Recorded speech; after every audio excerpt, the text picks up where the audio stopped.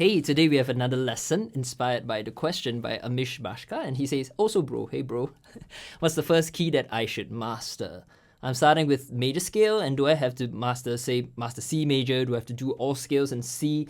And do I have to master one scale in all keys? So it sounds as though you're a little bit confused about where to start on your guitar journey and where to go on your guitar journey. And it's very important to have a roadmap, a structure to know how you can improve in a systematic and structured way so that you know that you're actually making progress and not just shooting in the dark. Now, that's why I designed my fingerstyle for the world curriculum, and if you're interested to go in-depth and study with me step by step in a very structured manner, you can go check out this course that I've designed in the description below. Now, I'm going to try to answer your question, which is, what's the first key that I should master or you should master? Now, there isn't such a thing really as mastering a key because we are always working on improving ourselves. Even me, I've been playing for so many years, but I'm still working on improving my skills in all keys, and that's part of the fun of being a musician, right? Now, I know that's a bit of an annoying answer, but that's the truth. But which key should you first master? Well, I always tell my students that there are 5 main keys that you need to work on first, and this forms the acronym CAGED. These are the 5 keys. Now, you might think the most important key is actually C major because theoretically it's the easiest, right? There are no sharps or flats. But actually, specific to the guitar, the G major key is the most easy key to work on.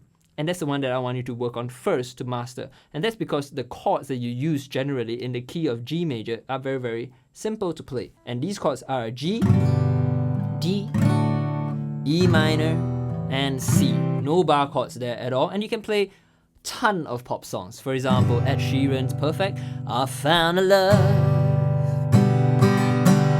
for me. Darling, just dive right in and follow my lead. And you can play all kinds of other songs. For example, Stand By Me. When the night has come and the land is dark and the moon is the only light we'll see. Or, for example, see the stone set in your eyes, see the thorn twist in your side, and I wait without you. Alright, so that's U2 with or without you. Now, once you can learn those chords, which is very, very simple, then learn the scale. Alright, G major scale. If you want to learn how to play that scale and all other scales that you can imagine, dream of learning, you can go check out my scale position guide for free. Alright, just download it in my description below.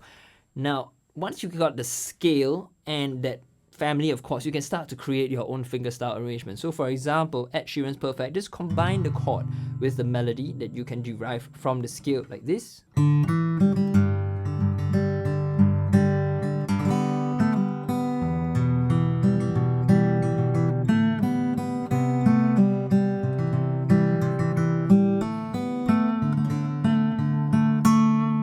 Right? So of course it takes a lot of work to actually put together the chords and the melody together, but I'll work with you through that in the course if you're interested. Alright, so that being said, I don't want you to just stay on G major and think that you have to be a super pro at the key of G major before you move on to the other keys.